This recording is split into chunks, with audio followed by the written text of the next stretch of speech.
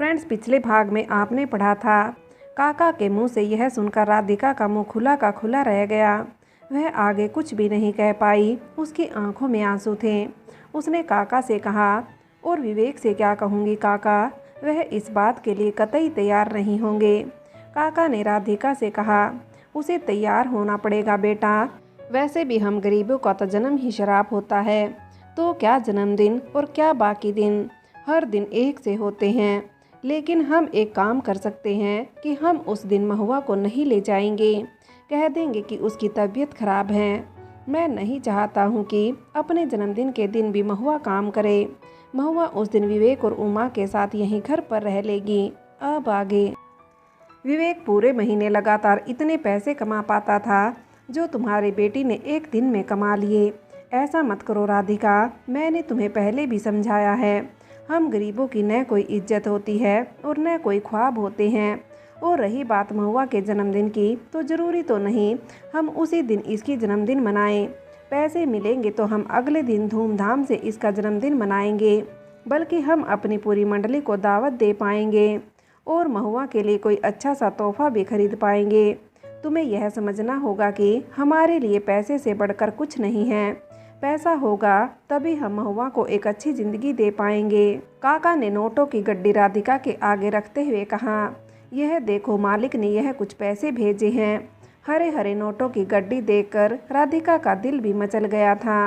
इससे पहले कि राधिका कुछ और कहती, महुआ ने नोट की गड्डी उठाते हुए कहा, दद्दू जी, आपने ठीक कहा। मुझे एक लाल रंग की घाघरा चोली चाहिए, और हाँ, मेरे जन्मदिन के लिए आप खीर पूरी ज़रूर बनवाना। मैंने जमींदार के घर खीर पूरी देखी थी, तब से मेरा मन था कि मुझे खीर पूरी खानी है। पता नहीं कैसी लगती होगी, पर देखने में तो बहुत स्वादिष्ट लगती है। और ऐसा कहते हुए महुआ ने अपने होठों पर जीभ फेर ली। महुआ को ऐसा करते हुए देखकर राधिका को बहुत दुख हुआ। उसने महुआ से कहा, ठीक है महुआ, अगर तुम चाहती हो तो हम यह करेंगे। अभी राधिका, महुआ और काका बात ही कर रहे थे कि तभी पीछे से उमा काकी आई और हंसते हुए बोली, आप बातों में इतने मशगूल थे कि आपको पता भी नहीं चला। देखो आपके पीछे कौन खड़ा है। काका ने पलट कर देखा। पीछे काका का बेटा बालू खड़ा हुआ था। बालू को देखकर काका ने हंसते हुए उसे गले लगा लिया। बालू ने झुककर काका के पैर छुए, लेकिन तभी काका और काकी की नज़र बालू के साथ खड़ी हुई लड़की पर पड़ी। काका और काकी ने एक दूसरे की तरफ देखा और वह लड़की तुरंत झुककर काका और काकी के पैर छूने लगी। काका ने हैरान होते हुए बालू से कहा, यह कौन है बालू? बालू ने थोड़ा सा कुचाते हुए काका से कहा, पिताजी, माफ़ कर दीजिए, मैं इस डर के कारण ही गाँव नहीं आता था। मुझे लगता था कि आप इसे स्वीकार नहीं करेंगे, लेकिन अब मेरे पास कोई चारा नहीं था। शहर में मेरी नौकरी छूट गई है। जो थोड़ा बहुत कमाया था वह बचा कर लाया हूँ, ताकि यहाँ रहकर कुछ ज़मीन खरीदकर खेती बाड़ी ही कर लूँ। पिताजी, यह मेरी पत्नी रेखा है। शहर में मैंने उससे शादी कर ली थी। इससे पहले कि काका काकी कुछ कह पाते, उनकी नज़र रेखा के पीछे खड़े 16 साल के लड़के पर पड़ी। बालू ने उस लड़के का हाथ पकड़कर उससे कहा, पैर छुओ, यह तुम्हारे दादाजी हैं। एक जवान लड़के को अपने सामने खड़ा देखकर काका काकी हैरान रह गए। उन्होंने बालू से कहा, तुम्हारा इतना बड़ा बेटा भी है और तुमने आज तक हमें यह बात नहीं बताई। बालू ने एक बार फिर काका काकी के पैर पड़ते हुए कहा, मुझे माफ़ कर दो पिताजी, मुझे डर था कि आप लोग रेखा को कभी स्वीकार नहीं करेंगे, क्योंकि रेखा हमारी जाति की नहीं है। आप लोग हमेशा मुझसे यही कहते थे कि आप मेरी शादी हमारी जाति में करेंगे। लेकिन पिताजी, रेखा बहुत मजबूर लड़की थी। वह बेचारी शहर में ईंट गारा ढोकर कैसे भी अपनी रोजी रोटी कमा रही थी, लेकिन वहाँ पर रहने वाले लोग इसे बुरी नज़र से देखते थे और इस पर फब्तियाँ कसते थे। इसे उन परेशानियों से बचाने के लिए मैंने इसे शादी कर ली थी, लेकिन शादी करने के बाद मुझे यह महसूस हुआ कि आप लोग इसे कभी स्वीकार नहीं करेंगे, इसलिए आपको कभी नहीं बताया, और इसलिए मैं गांव बस एक दिन के लिए आता था। लेकिन अब आप मुझे माफ़ कर दीजिए, मैं अपने परिवार के साथ आपके पास हमेशा हमेशा के लिए आ गया हूँ। राधिका और महुआ बालू को देख रहे थे। बालू लगभग 6 फुट का लंबा चौड़ा मजबूत कदकाठी का एक खूबसूरत युवक था और उसकी पत्नी रेखा उसके सामने बिल्कुल साधारण सी लगती थी। राधिका ने काका से कहा, माफ़ कर दीजिए काका इन्हें, बल्कि अच्छा ही है कि आपके बेटे ने स्वयं शादी कर ली, आपको परेशान नहीं किया। ऐसा कहकर राधिका ने रेखा का हाथ पकड़ते हुए कहा, चलो बहन तुम्हें काकी का घर दिखाती हूँ। और ऐसा कहकर राधिका काकी के साथ रेखा को घर के अंदर ले जाने लगी। काका के पास बालू की बात का कोई जवाब नहीं था। बालू उनकी इकलौती संतान थी। उन्होंने रेखा और बालू को स्वीकार कर लिया था। बालू वहीं चारपाई पर बैठ गया था। राधिका ने महुआ से कहा, तुम जल्दी से नहाकर आ जाओ, मैं तब तक बालू भाई के लिए चाय बनाती हूँ। बालू ने काका से कहा, यह कौन है? और काका ने राधिका के बारे में सब कुछ बालू को बता दिया। राधिका चाय बनाकर ले आई थी और फिर तब तक महुआ भी तैयार होकर आ गई थी। बाहर चटाई बिछाकर महुआ, राधिका और बाकी नीचे बैठ गए थे। बालू काका और बालू का बेटा कबीर ऊपर चारपाई पर बैठे हुए थे।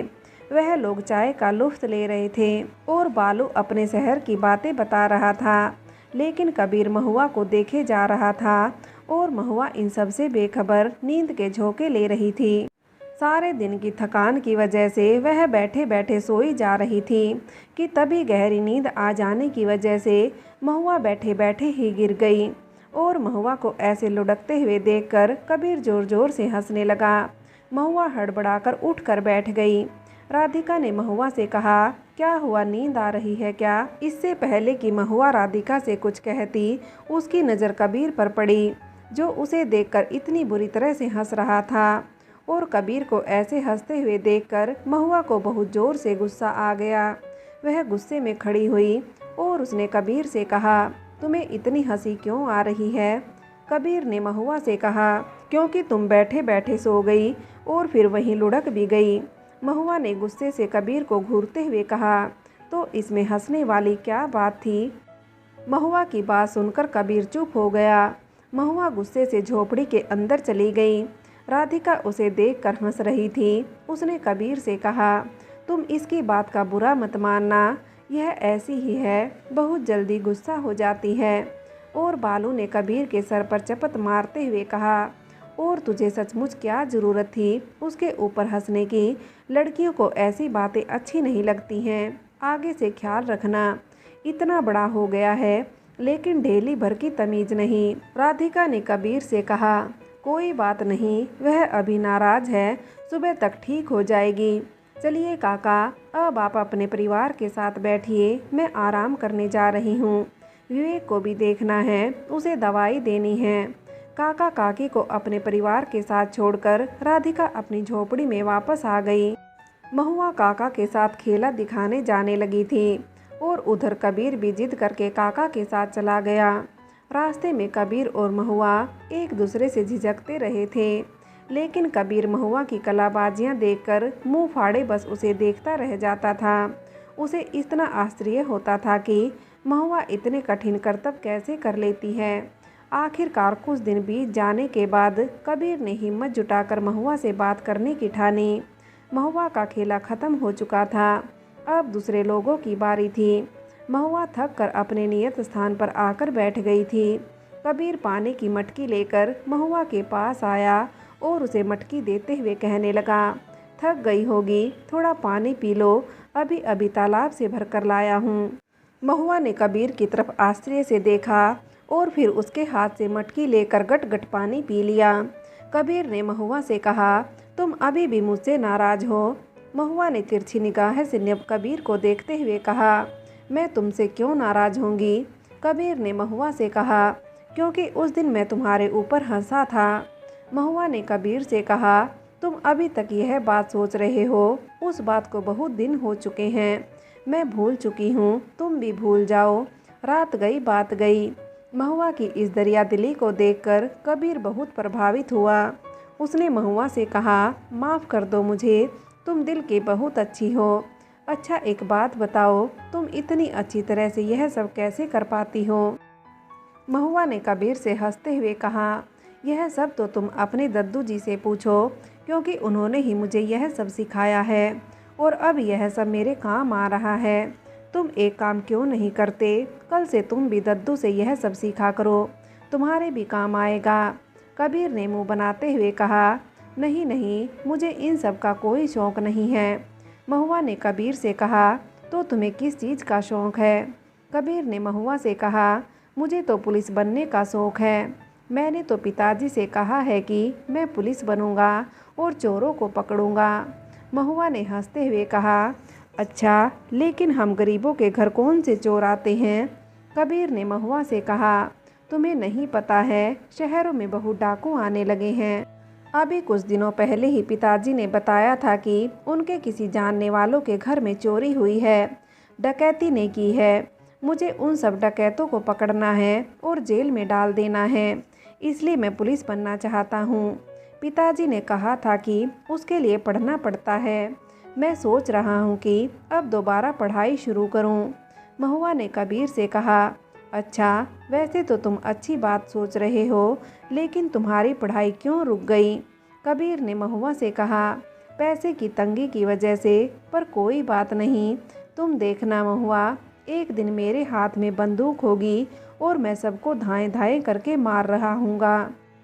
कबीर की इस हरकत को देखकर महुआ ज़ोर ज़ोर से हंसने लगी और महुआ को हंसते हुए देखकर कबीर उसे देखता रह गया। खेला खत्म हो चुका था। कबीर और महुआ अच्छे दोस्त बन गए थे और दोनों बातें करते करते घर आ रहे थे। राधिका रोज की तरह गली के कोने में खड़े होकर महुआ का इंतजार कर रही थी। जैसे ही महुआ की आवाज़ उसके कानों में पड़ी, वह लालटेन की रोशनी तेज करके उसके तरफ देखने लगी। महुआ कबीर से बातें कर रही थी और हंसती हुई आ रही थी। राधिका ने उन दोनों को इस तरह से देखा और फिर मन ही मन मुस्कुराने लगी। महुआ आते ही राधिका से लिपट गई। राधिका ने महुआ से कहा, कैसी है तू? आज बड़ी खुश नजर आ रही है। महुआ ने चहकते हुए राधिका से कहा, हाँ माँ, आज बहुत अच्छा लगा।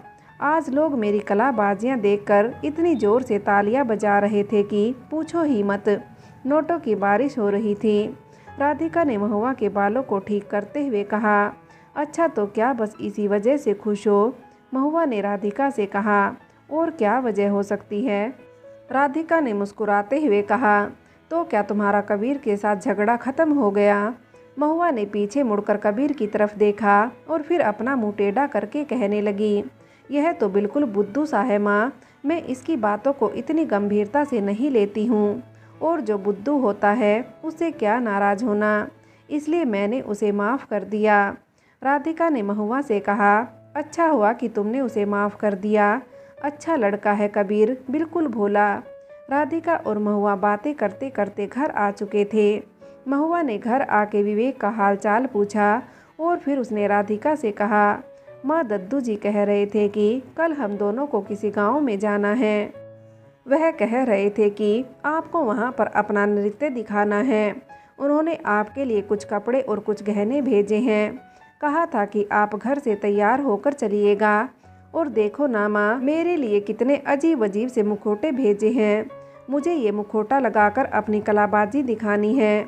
और ऐसा कहकर महुआ ने वह मुखौटा अपने चेहरे पर पहन लिया। उसने मुखौटा अपने चेहरे पर पहना और हंसते हुए कहा, देखो मैं कितनी सुंदर लग रही हूँ माँ। महुआ का चेहरा देखकर राधिका और महुआ ज़ोर ज़ोर से हंस रही थी, लेकिन शायद भीतर रो रही थी। वह नहीं चाहती थी कि वह अपनी माँ को उनकी मर्जी के खिलाफ कोई काम करते हुए देखे, लेकिन वह ऐसी हरकतें करके अपनी माँ का ध्यान बटाना चाहती थी। फ्रेंड्स, आगे की कहानी के लिए कहानी का अगला भाग देखें।